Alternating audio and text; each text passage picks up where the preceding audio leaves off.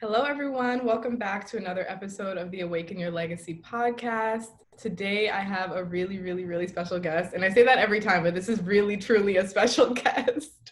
Shannon Rizzo, who is the founder of the Boundless Foundation. And so, Shannon, just like tell us a little bit about who you are and what you do and how this foundation kind of came to be. Whew, like such a loaded question, right? It We is. all want to tell our life story in like 3 seconds or less.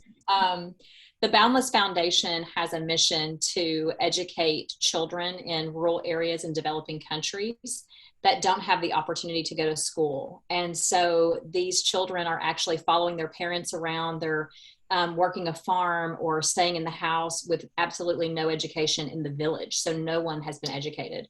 And so, because education is so close to my heart, it was a pivotal moment for me to be able to go to school and receive the love and the attention of teachers and a warm meal when I was a child. And so that's where that purpose is so close to my heart. And seeing children in poverty who never had the chance to dream, to really like be in a moment where they're not thinking about survival.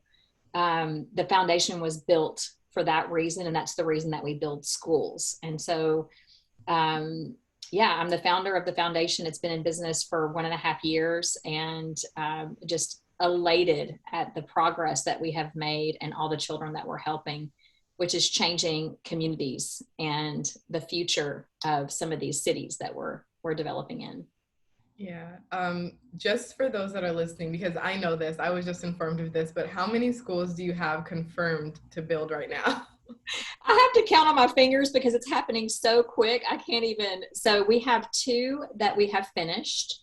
We're actually going in 4 days. We'll be in Honduras celebrating the 1 year anniversary, which is May 20th. So two of them have been in business for 1 year. And then we have one fully funded as of last month, and then another verbal confirmation for funding of an entire school from an anonymous donor. And then we have three more that are in full progress of raising money. And just before got on this podcast call, we received information that when one of our partners said, yes, we're confirmed for a go. And so they'll be raising money over the next 3 months to fund a school. So we could potentially have, my goal was 7 for the year, just because I've been charged with the purpose of building 32 schools from source. And so harnessing that, thinking, I don't know how in the world that's going to happen. I'm not a builder. I'm not a teacher. And at the time I wasn't a mom, and I don't have any of this experience. And so being aligned, everything has folded in, and we will actually be probably 7 schools this year. Wow. That is like, that's amazing. I wanted to take a second because when I said at the beginning, she's a very special guest, and I emphasize that it's because Shannon and I actually have a project we're working on together to build a school for Awaken Legacy. So it'll be called the Awaken Legacy School. It will be in Honduras, and I believe La Entrada, is that the area? So that's where the first one is. And depending on the need, we will assess it at the time that all the funds are raised. And it potentially could be because 2 of them are going there in addition to the first one. So Yeah. very good chance that it could be there, but it will definitely be on the mainland in Honduras, in a rural area. Yes, that's So excited so for you. exciting. Like this. It's so exciting. We're at the beginning of the process right now. And so if you're listening, it could be a little bit later in the process, but there will be a link in the show notes where you can donate to the school and just have a part of this like really amazing legacy building adventure that we're going on. And I'm putting it out there now, one of many schools that Awaken Legacy will be a part of, definitely. And so that is like one of the many reasons why Shannon is so special, but I kind of want you to go into the philanthropy work that you do, because I think that's so important. And a lot of people probably don't even know that this is a thing. So I'd love for you to talk a little bit about that and like how you got into that piece of your work. Really good point. That's actually one of the ways that I started. Just about, I've been a consultant for many years. I've been an entrepreneur for almost 20. But really working with small businesses and working with people who cared about their community so much but they were business owners and they weren't really understanding the impact that their business could have in their community if they were to think a little bit bigger.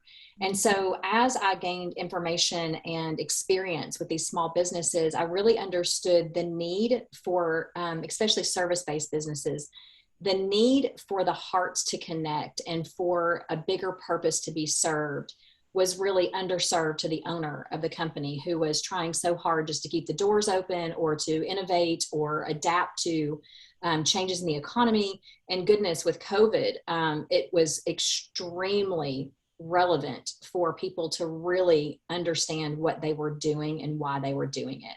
Yeah. And so as a coach, as a business coach, I actually ended up morphing into a transformation coach. And so I helped these small business owners to expand their understanding of what their potential was and how impactful they were to their vendors, to their employees, to their contractors, to their clients. And through that discovery, it was that that need to be in community and need to be loved and accepted.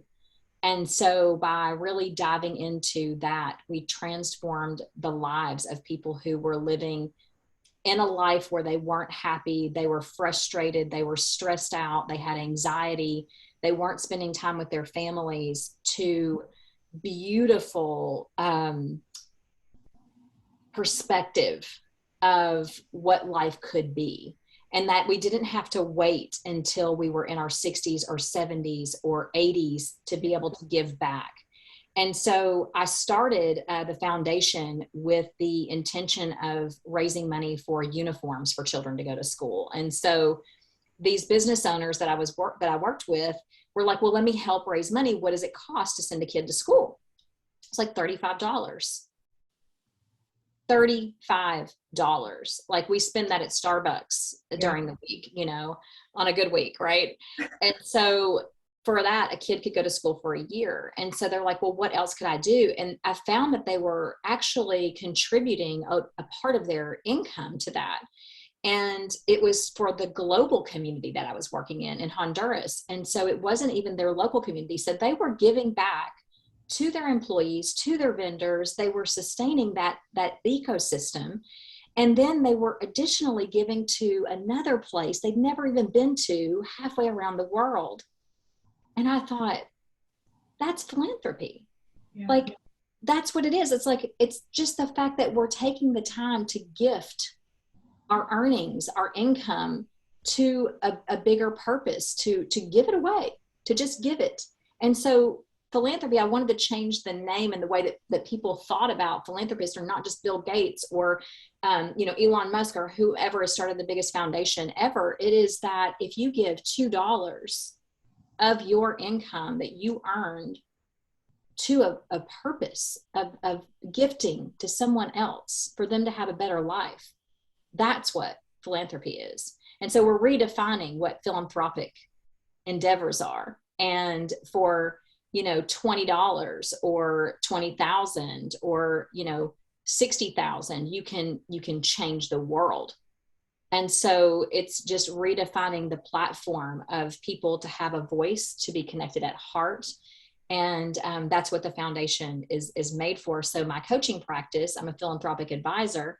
So when people come to me, I find out what, through our discovery call and through the coaching sessions, is like, what is their deepest desire? What is it that they yearn for when they wake up in the morning? Is it to feel connected or to have status or whatever it is that will make them feel full? And then we start to develop what that looks like in a living legacy, so that they don't have to wait until they expire to thrive in joyful moments where their deepest fulfillment comes to life, and they're living at their fullest capacity and their biggest ability to give. And so we're creating philanthropists in the coaching practice, and then the foundation is supported in that way, or we help them start their own foundation if their purpose is different than ours. Yeah. Wow. That is So, I mean, there's so much there. And I love that you talked about like Bill Gates and Elon Musk and all these people that we know, Oprah, like all these people that we know, big names, but we, everyday people, can also be philanthropists in the little things. And that's something that I've been saying a lot lately and has come through a lot lately is the big steps are really the little steps, or the big things are really the little things. And what you're doing just on a daily basis, like how these business owners showed up in their community or not, but that really reflected a lot about their own personal relationships, and you're able to like go in as a consultant and help them with all of that. So oh, there's so much there that I love. It's like my heart is just so like expanded listening to you talk about it, because it's really special to be able to even have enough, right, to give all of this extra to someone that you don't know, but then to be able to go and actually meet them on these trips that you do is even more special, I think, because it's one thing to send the money, but it's another thing to actually go and be a part, like hands in, hands on the ground and building a school for them. So I'd actually love to know this. And I know that we'll be building a school later this year together in Honduras, but I'd love to know that first time that you went, what was going through your body when you were actually in the process of building this very first school? Whether it was the first time you saw one of the children or just whatever memory comes up, I'd actually love to just sit in that memory with you.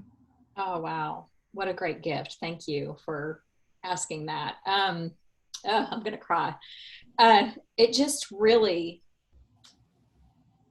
to see the hopelessness when you get to a place that's not touched by many others outside of the people that live there. Yeah. They are fine. They have dignity and respect for everything that they do, but there is a look of despair that comes with living in a disconnected location, that comes in, it's so far to go to a store or to be able to go to school. Some of them had to walk 4 hours, which is just not possible because they're little tiny children. They wouldn't make it back. They may not know the way. They could be harmed. I mean, there's a ton of reasons why that's not feasible. And so to know that there's opportunity or potential that exists outside of where you are, and to not be able to give that to your children, really my heart went out to the parents, because they knew the struggle their children were going to have every day. They live that. And then we show up and they don't know who we are. They don't know the reason we're there. So there's some distrust potentially, but it's just a look of like, well, what are they up to? Yeah. And then we came back, and we came back again, and we came back again. And every time we came back, there was more progress on the school. So we weren't physically building the school ourselves, but we do work in combination with the locals. It's very important that they invest their time and their hard work into the building and the school, because it's theirs. Yeah. We walk away from it in a way where it is theirs to have, and we teach sustainability and how to prosper and thrive on their own. And so we want to make sure it's standing long after we're gone. And so in combination with them, it takes a lot of intermediary organizations and help with that. But as we came back, every time my heart expanded, like you just said, just seeing the faces of the grandparents, of the children, it was completely different. Every single time they looked up a little bit more, they stood up a little bit taller. The day we came, when it was halfway built, I literally was swarmed by children getting out of the truck, and they were hugging my legs and looking at me. And we had a language barrier. I do not speak Spanish, and they do not speak English. And so to have them clinging and not letting go, and just like, I could feel the love coming from them, and it just restored any wound I ever had. I felt so healed and so embraced in warmth and love that it changed my life. It was like, I'm doing this for the rest of my life. This is it. And I'm going to bring as many people to experience this love that I possibly can. So I say my heart is in Honduras for that reason. I've left it there, and I go back to retrieve it every now and then. Oh, So, it's seeing these children also progress. And so because I went back a few months ago, and the children that did not know how to learn, did not know how to read or write, are now speaking on camera for the public news and reading their own writing and telling stories. When we asked them what they wanted to be when they grew up, they would say like sugarcane farmer or something like that. And now they are fashion designers and chefs and teachers, doctors, and they're learning to dream, which was the whole reason we started this. Is like, I want them to be running the foundation. Every child that's in an academy, a Boundless Academy, I want the organization to be run fully by the students that come through our program. And it is now, I can see that that's possible. And so I've learned to dream bigger. So they've taught me, and we've provided that opportunity. It's such a beautiful, beautiful cycle. yeah. Wow. Thank you for sharing that with me. Like that was it was beautiful. It was emotional. Like that just brings you there. Like I'm so excited to do this. Like I can't even describe how excited I am to be a part of this movement. And if it wasn't for you taking that leap of faith and going and doing that, then those those 2 schools wouldn't be done, and these other few schools wouldn't be in the works, and then our school wouldn't be in the work. So just thank you for doing that for the world, really, because this is a global mission with a global impact. And yeah, I'm just so grateful for you. And I know that they are over there in Honduras. And I love that saying, my heart is in Honduras. I love that so much. I would love to take kind of this route because I do want to be respectful of time, and I love this conversation. I'd love to know, and we've heard this quote, and you and I have talked about this, but I want to say it on camera because I ask just about every guest this, what this means to you. You are a human being, not a human doing. Wow. Yeah, I just have chills. We try so hard to do all the things. And it's this running, running to the next thing, running to make the money, running home, cook the meal, running out the door to go somewhere else. And it's when we sit, that we're really making the progress, because looking inward and really resonating with your soul is what being a human being is all about. And to hear your heartbeat and to hear what he or she is saying to you, like, I'm not feeling nourished, I'm feeling full, I'm feeling joyful. Like what is it you're hearing from yourself, and how can you authentically take action on the being? And that's where the action lies. It's not the doing, it's the action of the being. And so that's what it means. It's just I love resonating from your heart out. Yeah. I love that so much. I love that so much. There's someone that I consider to be a mentor, and she always says that work is actually, or work is play, and no, I'm saying this wrong. She says rest is work, and what's work typically is play. And to me, that means like kind of what you said, when you're resting, that's when you're actually like getting the downloads, you're actually making the progress. And then what other people would consider to be work, because of all of that, you actually get to play in that time, which I feel like with the foundation, you're able to do that and just play with that time. So I totally butchered that, but you guys understand what I mean. Yeah, it reminds me, so Salvador Dali is my favorite artist of all time. And he says, it's the same concept. And so I'm not sure if you know, but he and Walt Disney were collaborative partners, and he did all the characters for Walt Disney. And so those two human beings, the work that they did at play, where it was just incredible. But he says, I must go to work, and so I must dream. And he means to sleep, and he wakes up with everything. And that's the way that I have, since I was a child of 4 years old. I remember saying, well, I'm going to dream, so I'm going to work. And that's the way that I started to kind of come into my own, was to really have those lucid dreams at night and solve problems and create things. And so it's a beautiful saying. I love what your mentor has said. I really, really, really love that.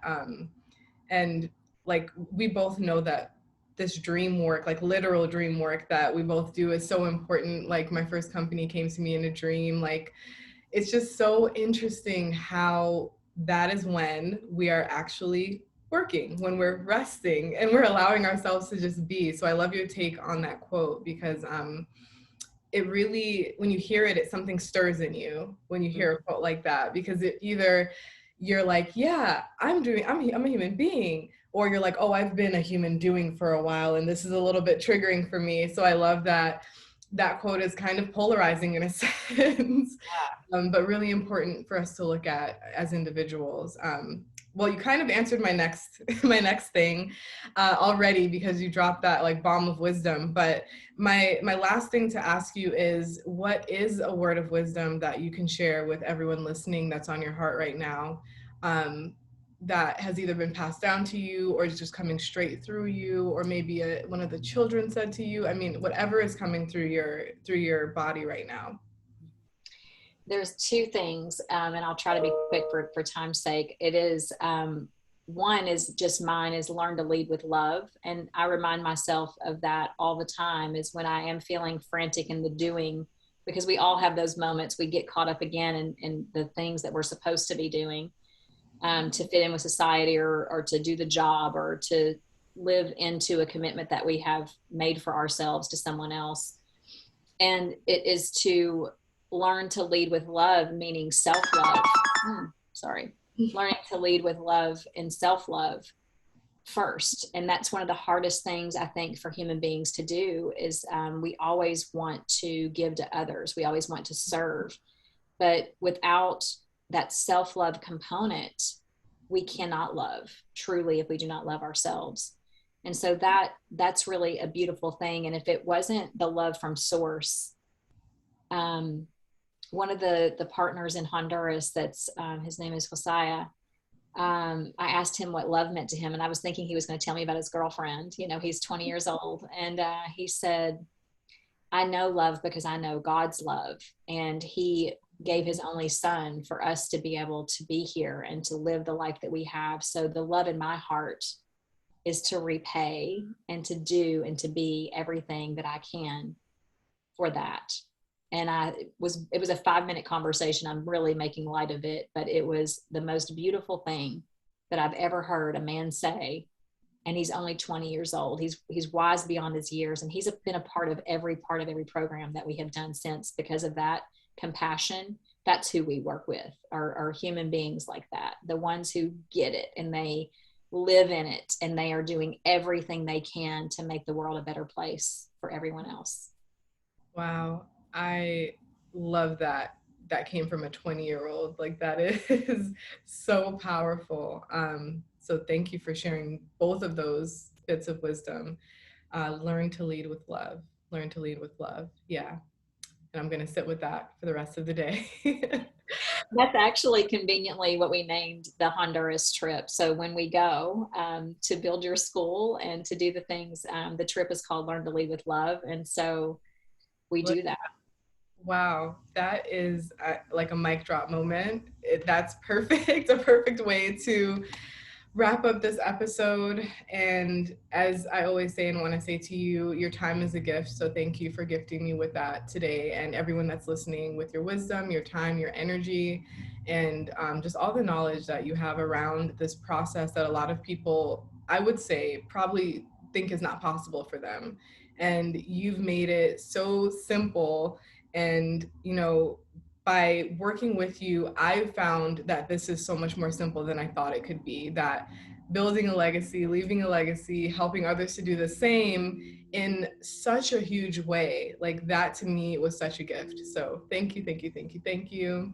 And last but not least, where can people find you and the Boundless Foundation on all the socials, and also your website? Yeah. We're actually in the middle of a huge rebrand, but we can be found at boundlessplanet.life. And you can get all of the information about everything we're doing there. And there's also contact form if you'd like to reach out and potentially do something magnificent and build a legacy with us. We would love that. And on the socials, I am Shannon Rizzo on Instagram, and Boundless Foundation on Instagram as well. And so you'll see a new facelift. We've gotten a beautiful new logo, and all the things are just coming together so wonderfully. Working with Aligned Partners is just the most the most fabulous thing ever. So I'm so glad to be working with you on so many things that we've got coming up. But I really, truly also want to say thank you to you for seeing the light in what we do, for reaching out and being and taking action on your intuition and the downloads that you've been given to reach out and just really accepting the call that you have. That's really lit me up in so many ways. So thank you so much, Nina. Thank you for seeing that, because yes, this has lit me up like you would not believe. So that is all we have today. As always, this is To Your Long Lasting Legacy, and I will listen to you. I will see you on the next episode. Mwah.